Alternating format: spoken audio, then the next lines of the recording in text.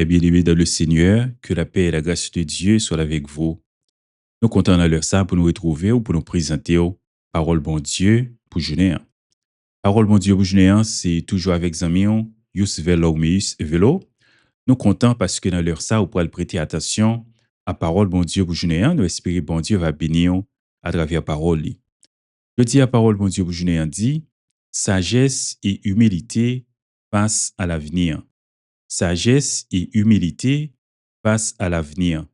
Texte de base, nous, c'est Jacques chapitre 4, les versets 13 à 17. Jacques 4, verset 13 à verset 17. À vous maintenant qui dites aujourd'hui ou demain, nous irons dans telle ville, nous y passerons une année, nous trafiquerons et nous gagnerons. Vous qui ne savez pas ce qui arrivera demain, car qu'est-ce que votre vie? Vous êtes une vapeur qui paraît pour un peu de temps et qui ensuite disparaît. Vous devriez dire, au contraire, si Dieu le veut, nous vivrons et nous ferons ceci ou cela. Mais maintenant, vous vous glorifiez dans vos pensées orgueilleuses, ces choses mauvaises que toute gloire de ce genre. Celui donc qui sait faire le bien et qui ne le fait pas commet le péché, commet un péché. Jacques chapitre 4, verset 13 à 17, que bon Dieu est capable de bénir lecture ça, pour édification, non. Songez parole bon Dieu pour journée, sagesse et humilité face à l'avenir. Nous devons connaître que nous pas connaître demain. Nous pas connaître ça demain à porter. Lorsque nous avons planifié, nos besoins sages, nos besoins humbles. Jacques chapitre 4, verset 13 à 17, eh bien, c'est une invitation à la sagesse, à l'humilité, à la dépendance de Dieu. Jacques, eh bien, apôtre Jacques t'a adressé probablement à des chrétiens, mais des chrétiens qui, peut-être, c'était des marchands, qui t'a planifié avenir de manière indépendante, sans tenir compte de ça, bon Dieu lui-même livré. Alors, apôtre Jacques t'a mis en garde contre attitude là. Les versets 13 à 14, les surtout mettaient accent sur présomption humaine. Côté Jacques a décrit attitude si la yo qui a planifié la vie yo comme si la vie yo te dépend de yo, comme si c'est yo propre mettre la vie yo entièrement. Côté yo a dit nous pourrons faire ceci, nous pourrons faire cela, et on a passé tel temps, on a gagné. Côté yo a exprimé une confiance totale dans propre capacité yo, dans propre tête yo, tout en ignorant l'incertitude de l'avenir. Eh bien, apôtre Jacques soulignait la fragilité de la vie humaine pendant qu'il a comparé la vie humaine à une vapeur qui paraît pour un peu de temps et qui ensuite disparaît.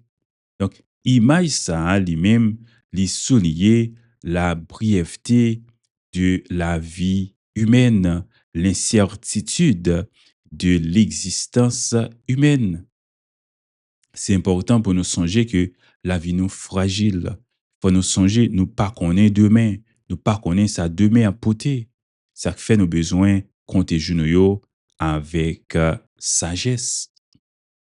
Dans verset 15 ans, apôtre la pour encourager nous pour que au lieu de nous compter sur propre capacité nous, au lieu que nous compter sur propre et volonté nous, pour que plutôt nous et humble et d'accord pour nous soumettre nous à la volonté de Dieu. Remarquez, il proposer une attitude alternative. Il dit, ou besoin de préférence, si Dieu le veut, si bon Dieu veut. Hein? Si Dieu le veut, nous vivrons et nous ferons ceci ou cela. Donc, apprendre dit si bon Dieu veut, parce qu'on pas mettre tête ou pas mettre demain ou pas connaître ça demain à porter. Lorsque on dit si bon Dieu veut, formule ça lui-même la donne ou reconnaître la souveraineté de Dieu sur la vie et sur l'avenir. Oui, le ça ou exprimer une humilité, une soumission à la volonté divine. Donc, remarquez, il ne s'agit pas d'une simple formule religieuse, non, mais c'est d'une véritable reconnaissance de la dépendance de l'homme envers Dieu. Nous besoin reconnaître que orgueil nous yo, eh bien, yo pas réglé en rien. Dans verset 16 là, eh bien, yo mettait accent sur l'orgueil et apôtre l'a condamné l'orgueil qui manifestait dans nous-mêmes lorsque nous avons planifié sans bon Dieu, lorsque nous avons planifié avec toute indépendance de Dieu. Côté nous croyons que nous avons glorifier, nous capables de faire jolie pour propre plan nous gagner, pour ça nous pourrons le faire et c'est comme si nous pensions nous contrôler l'avenir. Non, il n'est pas une bonne attitude. C'est une attitude qui est mauvaise. Verset 17, il mettait accent sur l'autre aspect qui t'a semblé un peu séparé de reste contexte là, mais il dit, lorsque vous pas fait bien, vous devez faire ou commettre péché. Lorsque ou pas reconnaître la souveraineté de Dieu pendant qu'on vivre et ou connaît on t'a dû faire ou pas faire, eh bien ça, c'est un péché. Hein? C'est un manquement du bien qui c'est un péché. Donc, ou pas péché seulement pour ça fait ou pas t'a dû faire, mon péché également pour ça t'a dû faire ou pas faire. Dans Jacques chapitre 4, et nous apprendre en pile bagaille, et Jacques 4, verset 13 à 17, songez, il parlait nous ici de comment nous besoin dépendre de Dieu.